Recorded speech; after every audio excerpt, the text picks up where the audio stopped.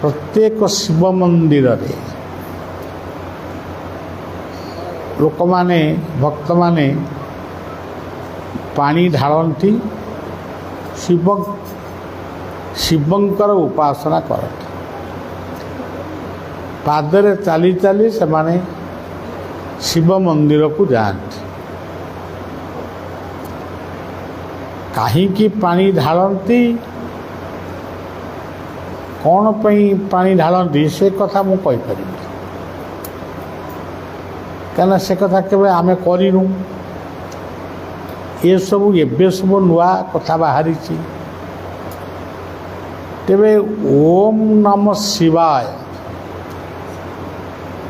यही मंत्र को जदि जड़े 5 थर हो 7 थर हो कि 10 थर हो जप करिवो सेतिकिरे मध्य शिव खुशी हुअन्ति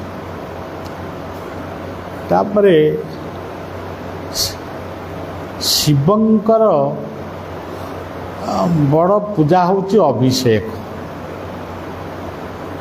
उपचार प्रिय विष्णु अभिषेक प्रिय शिव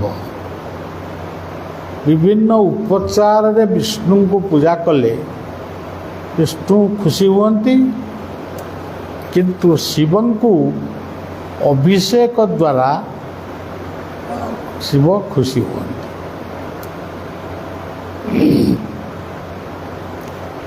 भिन्न भिन्न मतावलंबी मानक पाई यह सबू निरर्थक हो जाउची गोटे गोटे नुआ नुआ कथा सबू बाहरुची किंतु जेतेबेले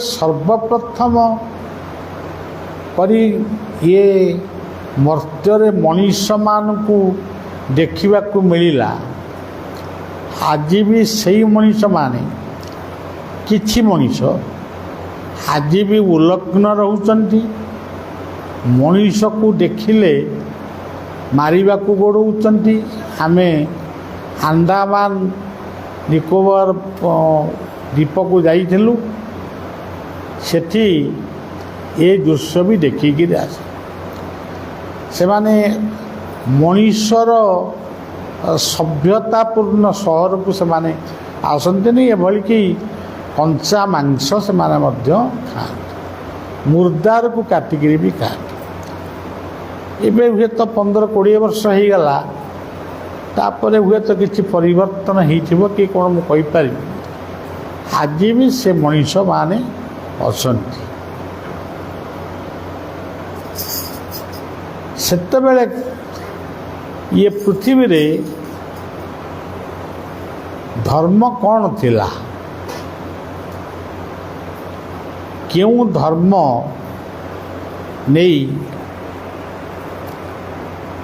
क्यों धर्म नहीं मनीष निजुक परिचय दौला आज आम जमी कहूँ आम हिंदू किए कहते आम मुसलमान किए कहते ख्रिस्टियान किए कहते बौद्ध किए कहते जैन किए सिख किए बुद्ध यही कथा सब कहते किंतु जेतेबेले सृष्टि निर्माण है सेतेबेले कौनसी पारिवारिक जीवन मध्य नथिला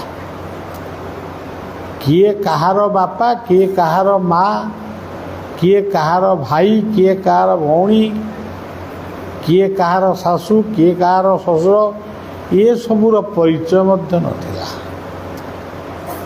एमती गोटे सभ्यतारू पुणी धीरे धीरे आम माने सब उन्नत हेलु सेतेबेले धर्म थिला वृक्ष जंगल पहाड़ पर्वत नद नदी समुद्र सूर्य चंद्र यही गुड़िक थिला धर्म मनीष भी यही मान को पूजा करू करू ଧୀରେ ଧୀରେ ସେ ପରିବର୍ତ୍ତନ ହେଲା। ଗଛକୁ ଗଛରେ ଘଷି ହେଲା ଫଳରେ, ଘଷି ହେବା ଫଳରେ ନିଆଁ ବାହାରିଲା। ସେ ନିଆଁକୁ ମଧ୍ୟ ସେ ଦେବତା ବୋଲି ପୂଜା କଲା। ଆକାଶରେ ସୂର୍ଯ୍ୟଙ୍କୁ ଦେଖିକିରି ସେ ଦେବତା ବୋଲି ତାକୁ ପୂଜା କଲେ। ଏଇଭଳି ଭାବରେ ଦେବୀ ଦେବତାଙ୍କର ପୂଜା ଆରମ୍ଭ ହେଇଥିଲା ବର୍ତ୍ତରେ। ଆଉ ପ୍ରଥମ ପୂଜା ଥିଲା ଶିବଙ୍କର ପୂଜା। ଆଜି ବି ପ୍ରାଚୀନ କୀର୍ତ୍ତି ଭିତରେ ଶିବଙ୍କର ମୂର୍ତ୍ତି ସର୍ବଦା ସବୁଆଡ଼େ ଦେଖାଯାଏ।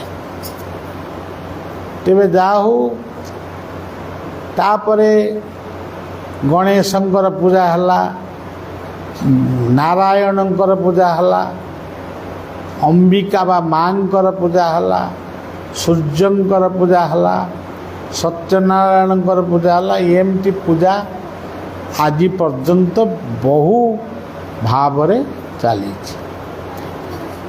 ଏ ପାଖରେ ମନ୍ଦିର ଗଢ଼ି ହେଉଛି, ମସଜିଦ ଗଢ଼ା ହେଉଛି, ଚର୍ଚ୍ଚ ଗଢ଼ା ହେଉଛି, ସବୁ ଏମିତି ଚାଲିଛି। କିଏ ଛୋଟ କିଏ ବଡ଼ ଆମେ କହିବାଟା ଉଚିତ ନୁହେଁ। କିନ୍ତୁ ପ୍ରକୃତରେ ଆମେ ଯେତେବେଳେ ଗୋଟେ ଆମର ଜ୍ଞାନ ଯେତେବେଳେ ଟିକିଏ ହେଲା, ଆମେ ସେତେବେଳେ ପ୍ରଥମେ କାହାକୁ ଚିହ୍ନିଲୁ? ଆମେ ସୂର୍ଯ୍ୟଙ୍କୁ ବି ଚିହ୍ନି ନଥିଲୁ, ଚନ୍ଦ୍ରଙ୍କୁ ବି ଚିହ୍ନି ନଥିଲୁ। ପ୍ରଥମେ ଆମେ ମା ଆଉ ବାପା ଏ ଦୁଇ ଜଣଙ୍କୁ ଆମେ ପ୍ରଥମେ ଚିହ୍ନିଲୁ। ହୁଏତ ଅନେକ ବାପା ମା ମାନେ ମଧ୍ୟ ଭୁଲ ବାଟରେ ଅଛନ୍ତି। ସେ ଭୁଲ ବାଟରେ ଥାଆନ୍ତୁ, ଠିକ୍ ବାଟରେ ଥାଆନ୍ତୁ, କିନ୍ତୁ ଆମେ ପ୍ରଥମ କରି ଚିହ୍ନିଲୁ ମା ଆଉ ବାପା, ପିତା ମାତା। ତାପରେ ଯେତେବେଳେ ଆମେ ପାଠ ପଢ଼ିବାକୁ ଗଲୁ, ସେତେବେଳେ ତ IA BA MA ଏସବୁ ନଥିଲା। ଚାଟଶାଳୀ ପାଠଟି ଯିଏ ପଢ଼ିପାରୁଥିଲା ସିଏ ଗୋଟିଏ ସମାଜର ଜ୍ଞାନୀ ବୋଲି ବିବେଚିତ ହେଉଥିଲା। ସେଇଟାକୁ ଯିଏ ପଢ଼ଉଥିଲେ ତାଙ୍କୁ ଆମେ ଗୁରୁ ରୂପରେ ପୂଜା କରୁ, ବା ସିଏ ଥିଲେ ତୃତୀୟ ଗୁରୁ। ଚାଟଶାଳୀ ପାଠ ପରେ ତାପରେ ଆମମାନଙ୍କର ଜୀବନ ଧାରା ପରିବର୍ତ୍ତନ ହେଲା। ଆମେ ବାପା ମା ଶିକ୍ଷକ ଶିକ୍ଷୟିତ୍ରୀ ଏଇମାନଙ୍କୁ ଛାଡ଼ିକିରି ଆମେ ପୁଣି ଆଗକୁ ଯିବା ପାଇଁ ଆଗକୁ ବର୍ତ୍ତମାନ ବି ଚାଲିଛୁ। ଏଇଟା କଳିଯୁଗ ବୋଲି କହୁଛନ୍ତି, କଳିଯୁଗ ନୁହେଁ। ଇଏ ହେଉଛି ପ୍ରକୃତ ବିଜ୍ଞାନର ଯୁଗ। ବିଜ୍ଞାନ ଅଗ୍ରଗତି କରି ଚାଲିଛି, ତା ଭିତରେ ଆମେ ବି ଅଗ୍ରଗତି କରି, ମାନେ ଆମର ବି ଅଗ୍ରଗତି ହେଉଛି। କିନ୍ତୁ ଏ ଅଗ୍ରଗତିର ପରିଣାମ କ'ଣ ହେଉଛି? ଆମେ ପାଠ ପଢ଼ି ପଢ଼ି ଏତେ ପାଠୁଆ ହେଲୁ, ଆମ ଦେଶକୁ ଭୁଲିଗଲୁ, ଆମେ ଯାଇ ଆମେରିକାରେ ରହିଲୁ। କିଏ ଆମେରିକା ଲୋକ ଆମେରିକାକୁ ଭୁଲିଗଲେ, ଯାଇ ଜାପାନରେ ରହିଲେ। କିଏ ଚୀନରେ ରହିଲା, କିଏ ଜର୍ମାନରେ ରହିଲା, କିଏ ବ୍ରିଟେନରେ ରହିଲା। ଆଜି ବି ଆପଣ ପୃଥିବୀ ଯାକ ଯଦି ଖୋଜି ବୁଲିବେ, ଅନେକ ହିନ୍ଦୁ ରାଷ୍ଟ୍ର, ଅନେକ ଇସଲାମ ରାଷ୍ଟ୍ର, ଖ୍ରୀଷ୍ଟିଆନ ରାଷ୍ଟ୍ର ସବୁ ଅଛି, କିନ୍ତୁ କାହାର ଠିକଣା ପ୍ରକୃତରେ ସେଇ ଗୋଟାକ ନୁହେଁ। ସେ ଜନ୍ମ ହୋଇଛନ୍ତି ଗୋଟାଏ ଜାଗାରେ, ତାଙ୍କ ବାପା ମା ଗୋଟିଏ ଜାଗାରେ, ଇଏ ଅଛନ୍ତି ଆଉ ଗୋଟିଏ ଜାଗାରେ। ଏକଥା ମୁଁ କାହିଁକି କହିଲି ଯେ ଆପଣମାନେ ଗୁରୁ ପୂଜା ବର୍ତ୍ତମାନ କଲେ। ମୁଁ ଗୋଟିଏ ଗୁରୁ ବୋଲି ଆପଣ କେମିତି ଜାଣିଲେ? ଯେହେତୁ ଆମେ ଗୋମାଟାରେ ଆସିଛୁ ଆର୍ତ୍ତତ୍ରାଣ ମନ୍ଦିରରେ କିଛି ଆମେ ସମୟ ଆଉ ଶ୍ରମ ଅର୍ଥ ନୁହେଁ ସମୟ ଦାନ କରିଛୁ ବା ଶ୍ରମ ଦାନ କରିଛୁ। ଏମିତି ଆମକୁ ତମେ ଜାଣିଛ ତମେ ଆମକୁ ଜାଣିଲ ଏମିତି ଜଣାଶୁଣାରେ ତମେ ଆମକୁ ଗୁରୁ ବୋଲି କହିଲ ଆମେ ତୁମକୁ ଶିଷ୍ୟ ବୋଲି କହିଲୁ ଏଇ ହେଲା କଥା। କିନ୍ତୁ ପ୍ରକୃତରେ ଏ ଜଗତରେ ଜଣେ ହେଉଛନ୍ତି ଗୁରୁ। ମନ୍ନାଥ ଶ୍ରୀ ଜଗନ୍ନାଥ ଏ ଶ୍ଳୋକ କହିବାକୁ ମୋତେ ସମୟ ନାହିଁ। ତେବେ କଥା ହେଉଛି ଏଠି ମାଇକ୍ ବାଜୁଛି ସେଠି ଲାଇଟ୍ ଜଳୁଛି ଫ୍ୟାନ୍ ଘୁରୁଛି ଏସି ଲାଗିଛି। ଇଏ ଗୋଟିଏ ଜାଗାରୁ ସବୁଗୁଡ଼ାକ କରେଣ୍ଟ ଆସିଛି। ଇଲେକ୍ଟ୍ରିକ୍ କରେଣ୍ଟରୁ ଏଠି ମାଇକ୍ କାମ କରୁଛି ଲାଇଟ୍ କାମ କରୁଛି ଏସି କାମ କରୁଛି ଟିଭି ଚାଲୁଛି। ସେଇଭଳି ଭାବରେ ଜଗତରେ ଯଦି କେହି ବଡ଼ ଥାଏ ବଡ଼ ଏକା କଳା ଠାକୁର। ଜଗତରେ ଯଦି କେହି ଦୁଃଖ ଶୁଣେ ସେହି ଏକା କଳା ପଥର। ସେଇ ଜଣେ ହେଉଛନ୍ତି ଜଗତର ଗୁରୁ। ସେ ଅନେକ ଗୁରୁମାନଙ୍କୁ ସେ ପଠେଇଛନ୍ତି ତାଙ୍କୁ ଶକ୍ତି ଦେଇଛନ୍ତି ତାଙ୍କୁ ବାଣୀ ଉପଦେଶ ଦେଇଛନ୍ତି। ଗୀତାର 4th ଅଧ୍ୟାୟରେ ମଧ୍ୟ ବର୍ଣ୍ଣିତ ଅଛି।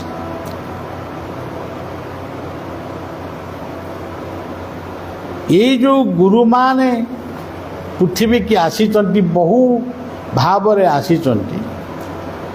ଏମାନେ ଆସି କ'ଣ କରିଛନ୍ତି? ଶିଷ୍ୟ ସନ୍ତାପ ହାରେ ଶିଷ୍ୟ କରି ଭକ୍ତ ବୃନ୍ଦଙ୍କୁ ପରାମୁକ୍ତି କରା। ଏଇଠି ବର୍ତ୍ତମାନ ବୋଲୁଥିଲେ ଜୟ ଅଣାକାର ଗୁରୁ ହୋ ମୋର ନିୟ ପ୍ରଣାମ। ଅଖଣ୍ଡ ମଣ୍ଡଳ ବ୍ୟାପୀ ଚରା ସାକାର ରତି ଉଦ୍ଧାରୀ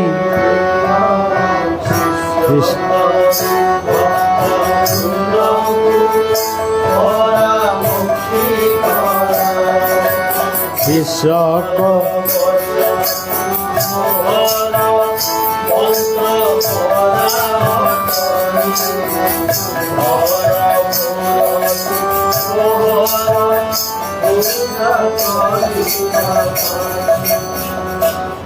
ଜଗତ ଗୁରୁ କହିଲେ ଜଣେ। ତାଙ୍କଠାରୁ ଅନେକ ଯେମିତି ସୂର୍ଯ୍ୟ ଗୋଟିଏ ପୃଥିବୀ ଭଳି ଅନେକ ଗ୍ରହ ଏ ଜଗତରେ ଅଛି। ସୂର୍ଯ୍ୟଙ୍କର କିରଣ ସବୁ ଗ୍ରହକୁ ଯାଉଛି। କୋଟି କୋଟି ନକ୍ଷତ୍ରର ଯେଉଁ ଆଲୋକ ଦେଖୁଛ ସେ ସବୁଯାକ ଆଲୋକ ହେଉଛି ସୂର୍ଯ୍ୟଙ୍କର। ଚନ୍ଦ୍ରମାଙ୍କ ଭିତରେ ଯେଉଁ ଆଲୋକ ସେ ହେଉଛନ୍ତି ସୂର୍ଯ୍ୟଙ୍କର। ଠିକ୍ ସେଇଭଳି ଯେତେ ଗୁରୁ ଆଜି ପର୍ଯ୍ୟନ୍ତ ଇଏ ପୃଥିବୀକି ଆସିଲେଣି ଇଏ ପୃଥିବୀ ଥିବା ପର୍ଯ୍ୟନ୍ତ ଆହୁରି ଅନେକ ମଧ୍ୟ ଆସିବେ। କିନ୍ତୁ ସମସ୍ତ ଶକ୍ତିର ଅଧିକାରୀ ହେଉଛନ୍ତି ସେଇ ଜଣେ। ଆମେ ପୂଜା କରୁଛୁ ଗୁରୁଙ୍କୁ। ପ୍ରକୃତରେ ଗୁରୁଙ୍କ ଦେହକୁ ଆମେ ପୂଜା କରୁନୁ। ଆମେ ଯାହାଙ୍କୁ ଯେମିତି ଯେଉଁଭଳି ଭାବରେ ପୂଜା କରୁ ସେ ପୂଜା ସେଇ ଗୋଟିଏ ସ୍ଥାନରେ ପହଞ୍ଚୁଛି। ଏଇ କଥାକୁ ଯେଉଁମାନେ ଜାଣିଛନ୍ତି ସେଇମାନେ ହିଁ କେବଳ ଧର୍ମକୁ ଜାଣିଛନ୍ତି, ଗୁରୁଙ୍କୁ ଜାଣିଛନ୍ତି। ସେ ପୂଜା ଯେଉଁଠି ଯାଇ ପହଞ୍ଚିବ, ଝାଡ଼େଶ୍ୱରଙ୍କୁ ପୂଜା କଲେ ସେ ପୂଜା ଯାଇକି ସେଇଠି ପହଞ୍ଚିବ। ଆମେ ଆମ ଘରେ ଆମ ବାପା ମାଆଙ୍କୁ ଯଦି ପୂଜା କରି ସିଏ ପୂଜା ମଧ୍ୟ ସେଇଠି ପହଞ୍ଚିବ। ଆମେ ସେଇ ବିଶ୍ୱାସଟା ଆମମାନଙ୍କର ବେଳେବେଳେ ରହୁନି। ସେ ବିଶ୍ୱାସଟା ବେଳେବେଳେ ଅବିଶ୍ୱାସ ହେଇଯାଉଛି। ଆମେ ଭାବୁଛୁ ନା ଏଇଟା ହେଇନଥିବ, ସେଇଟା ବୋଧେ ହେଇଥିବ। କାରଣ ଏଗୁଡ଼ାକ ଭେଳିକି ସବୁ ଦେଖିକିରି ଭେଳିକିଆ କାମରେ ସମସ୍ତେ ଭେଳିକି ହେଇଯାଉଛି। କିନ୍ତୁ ପ୍ରକୃତରେ ଆମେ ଯେଉଁଠି ଅଛୁ ସେଇଠି ରହିବୁ, ଯେଉଁଠିକି ଯିବୁ, ଯେଉଁଠୁ ଆସିଥିଲୁ ସେଇଠାକୁ ହିଁ ଯିବୁ। ଇଏ ବିଶ୍ୱାସ ରହିବା ଉଚିତ। ଆଜି ଅନେକ ଲୋକ ଧର୍ମକୁ ବୁଝିପାରୁନାହାନ୍ତି, ଧର୍ମ ପରିବର୍ତ୍ତନ କରୁଛନ୍ତି। ଧର୍ମ ପରିବର୍ତ୍ତନ କଲେ ଲାଭଟା କ'ଣ? ସେ ଭାବୁଛନ୍ତି ଏ ଧର୍ମଟା ଭଲ ନୁହେଁ, ସେ ଧର୍ମଟା ଭଲ, ତେଣୁ ସେ ଧର୍ମକୁ ଯିବା। ଏହା ସମ୍ପୂର୍ଣ୍ଣ ଗାଲୁଆମି କଥା। ଯେଉଁଠି ଆମେ ରହିଲେ ବି ଆମେ ଗୋଟେ ମାଆର ଗର୍ଭରୁ ଆସିଛୁ। ସିଏ ହେଉଛି ଧର୍ମର ପ୍ରଥମ ଦେବତା। ଗୋଟିଏ ବାପାଙ୍କ ଐରୁଷରୁ ଆଇଛୁ, ସିଏ ହେଉଛନ୍ତି ପ୍ରଥମ ଦେବତା। ତାପରେ ପାଣି, ପବନ, ଆଲୋକ, ମାଟି, ସମୁଦ୍ର, ଇଏ ସମସ୍ତେ ଗୋଟିଏ ଗୋଟିଏ ଦେବତା। ଏଇମାନଙ୍କୁ ଛାଡ଼ିକିରି କେଉଁ ଧର୍ମ ରହିପାରିବ? ସୂର୍ଯ୍ୟଙ୍କୁ ଛାଡ଼ି କେଉଁ ଧର୍ମ ରହିବ? ପବନକୁ ଛାଡ଼ିକିରି କେଉଁ ଧର୍ମ ରହିବ? ଆମର ଗୋଟେ ମହିମା ଅଲେଖ ଧର୍ମ ଅଛି। ସେମାନେ କହିବେ ଆମେ ସୂର୍ଯ୍ୟଙ୍କୁ ପୂଜିବୁନି, ଆମେ ସେ ଏମିତି ସବୁ କେତେ ଗୁଡ଼ା କଥା ସେ କହନ୍ତି। ବେଳେବେଳେ ତାଙ୍କ ଭିତରେ ମୋ ଭିତରେ କଥା ହୁଏ। ଆପଣ ଯେଉଁ ରୋଷେଇଟା ଖାଇଲେ, ଭାତ, ଡାଲି, ତରକାରୀ, ସେଇଟା ପରା ଆମ ଦେବତା ଅଗ୍ନିଟାକୁ ରୋଷେଇ କଲା, ଆଉ ଅଗ୍ନିକି ମାନିବେନି କ'ଣ? ଯେଉଁ ପାଣି ପଶିଲା ଭାତରେ, ସେ ପାଣି ପରା ଆମର ଜଳ ଦେବତା। ଦିନ ହେଲା ସୂର୍ଯ୍ୟ ଦେବତା, ରାତ୍ରି ହେଲା ଚନ୍ଦ୍ର ଦେବତା। ଆଗକୁ ସବୁ ଛାଡ଼ିକିରି କ'ଣ ଆପଣମାନେ ଧର୍ମ ରକ୍ଷା କରିପାରିବେ? ଆମର ଏଇ ଯେଉଁ ଶରୀର, ସେଇମାନଙ୍କ ଅଂଶରୁ ହିଁ ଆମର ଏ ଶରୀର ସୃଷ୍ଟି ହେଇଛି। ତେଣୁ ଆମେ ନିଜକୁ ନିଜେ ଭୁଲି ଯାଉଛୁ, ନିଜର ପରିଚୟକୁ ବି ଭୁଲି ଯାଉଛୁ। ଯେମିତି ଜଣଙ୍କୁ ଯଦି ପଚାରିବ ତୁମ ଗୋତ୍ର କ'ଣ, ସେ ଆଁ କରିକି ଉପରକୁ ଅନଉଛି, ଆଉ ଗୋତ୍ର ପୁଣି ଗୋଟେ କ'ଣ? ତେଣୁ ଆମେ ଯେତେବେଳେ ନିଜକୁ ଜାଣିବୁ, ଗୋଟିଏ ସଂକଳ୍ପ ନେବୁ, ଆମେ ଜୀବନରେ ଗୋଟିଏ ଭଲ ମଣିଷ ହେବୁ। ଆମେ ବାବାଜୀ ନ ହେଇପାରୁ, ଗୃହୀ ହେଇପାରୁ, କିନ୍ତୁ ଭଲ ମଣିଷଟିଏ ଆମେ ହେବୁ। ଭଲ ପୁଅଟିଏ ହେବୁ, ଭଲ ଝିଅଟିଏ, ଭଲ ମାଆଟିଏ ହେବୁ, ଭଲ ବାପାଟିଏ। ତାହେଲେ ସେଇଦିନ ଆମେ ଧର୍ମକୁ ଠିକ୍ ଭାବରେ ବୁଝିବୁ। ଆଉ ପୁଳାଏ ଫଟୋ ରଖିକିରି ତାକୁ ପୁଳାଏ ଫୁଲ ଛିଣ୍ଡେଇକିରି ପୂଜା କରି ସେ କ'ଣ ହେବ? ଆମେ ଯଦି କର୍ମ ନ କରିବା, ବା ଆମେ ଯେଉଁ ଫଳ ପାଉଛେ, ଯାହା କର୍ମ କରି ଯେଉଁ ଫଳ ଆମେ ପାଇଲେ, ସେଥିରେ ଯଦି ଗୋଟେ ପରର ଉପକାର କରି ନ ପାରିଲେ, କାହାକୁ ଟିକେ ଖାଇବାକୁ ଦେଇପାରିଲେନି, ସେ ଉଦାରତା ଯଦି ଆମ ଭିତରେ ନାହିଁ, ତାହେଲେ ଆମେ ଗୋଟେ କ'ଣ କି ଧର୍ମ କରୁଛୁ? ଖାଲି ଘରେ 50ଟା ଫଟୋ ରଖି ପୂଜା କରୁଛୁ। ବୃନ୍ଦାବନରେ ଗୋଟିଏ ବୁଢ଼ୀ ମା' ଗୋଟେ ଖଟ ଉପରେ ବସିକିରି ରାସ୍ତାକୁ ଅନେଇଛି। ସେଇଠି ପୁରୀ ତରକାରୀ ଦୋକାନଟିଏ ଅଛି, ଛୋଟ ଦୋକାନଟିଏ। ଗରମ ଗରମ ପୁରୀ 2 ଖଣ୍ଡ ଦେଉଛି, ତରକାରୀ ଟିକେ ଦେଉଛି। ତେଣୁ ବୃନ୍ଦାବନ ଭଳି ଗୋଟେ ମାଟିରେ ସେଠି ମାଛ ମାଂସ କେହି ଖାଆନ୍ତି ନାହିଁ। ତେଣୁ ଏଠି ବୈଷ୍ଣବମାନେ ମଧ୍ୟ ଖାଆନ୍ତି, ଆମେ ସବୁ ଟିକେ ଦେବି ଖାଇଲୁ। ମୁଁ ଖାଇଲା ବେଳେ ମୋର କାହିଁ ଦୃଷ୍ଟି ସେଇ ମାଟି ଉପରେ ପଇଲା। ଯଦି ମୋ ମନ ଭିତରେ ଆସିଲା ଏ ମାଟି ବୋଧେ ଖାଇବାକୁ ଇଚ୍ଛା କରୁଛି, ତାକୁ ପଚାରିଲି ମାଆକୁ କ'ଣ ଖାଇଛୁ? ମୁଣ୍ଡ ହଲେଇଲା। କ'ଣ ଖାଇବୁ? ସେ ବି ମୁଣ୍ଡ ହଲେଇଲା। ତାମାନେ ହଁ ଖାଇବି। ତାପରେ ମୁଁ ସେ ଦୋକାନୀକି କହିଲି ବାବା ସେ ଯେତେ ପୁରୀ ଯେତେ ତରକାରୀ ଖାଇବ ତାକୁ ସବୁ ଦିଅ। ତାକୁ ଯେତେବେଳେ ପୁରୀ ତରକାରୀ ଦିଆହେଲା ରାଧାରାଣୀ କି ଚିନ୍ତନ କରି କି ସୁନ୍ଦର ଭାବରେ ସେ ଖାଇଲା। ମୁଁ ତାକୁ ପଚାରିଥିଲି ମା ତୁ କ'ଣ ସବୁଦିନେ ରାଧାରାଣୀକି ଡାକୁ? ନା ହଁ, ରାଧାରାଣୀ ହିଁ ମୋତେ ଖାଇବାକୁ ଦିଅନ୍ତି। ମୋର ପୁଅ ଝିଅ ଅଛନ୍ତି କିନ୍ତୁ ରାଧାରାଣୀ ମୋତେ ଖାଇବାକୁ। ତେଣୁ ଏଇ ଯେଉଁ ବିଶ୍ୱାସ, ଏଇ ଯେଉଁ ଭଲ ପାଇବା, ପର ପାଇଁ କିଛି କରିବା, ନିଜ ସ୍ୱାର୍ଥକୁ ସବୁବେଳେ ଦେଖିବା, ତାଠାରୁ ଅପରିଷ୍କାର ଲୋକଟିଏ ଦୁନିଆରେ କେହି ନାହାନ୍ତି। ମୁଁ ବଡ଼ ହେବି, ମୁଁ ଅମୁକ ହେବି, ତମେ ବଡ଼ ହୁଅ, ଅନ୍ୟ ଯିଏ ବଡ଼ ହେଉଛନ୍ତି ତାଙ୍କୁ ବି ସମ୍ମାନ ଦିଅ।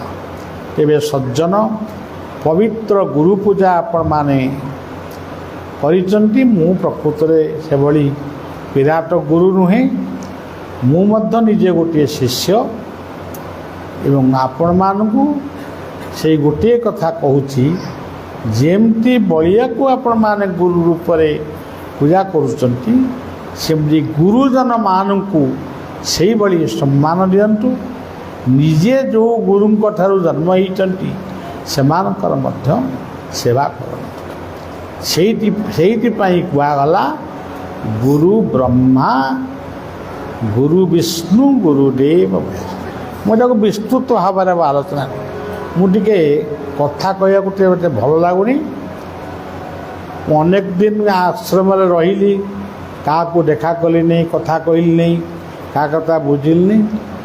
ଟିକେ ବୁଲିବାକୁ ଆଇଛି, ଆଉ ବୁଲିବାକୁ ଆସିଲା ତ ଲୋକ ଆସିବେ ନା ମୋଦି ପଦେ କହିବ, ତୁମ ଦେହଟା ବି ଥକି ପଡ଼ୁଛି। ତେଣୁ ସଜ୍ଜନ ସମସ୍ତଙ୍କୁ ଶୁଭେଚ୍ଛା ଦେଉଛି। ଆର୍ତ୍ତତ୍ରାଣ ସମସ୍ତଙ୍କର ମଙ୍ଗଳ କରନ୍ତୁ। ଆନନ୍ଦେ କେବାର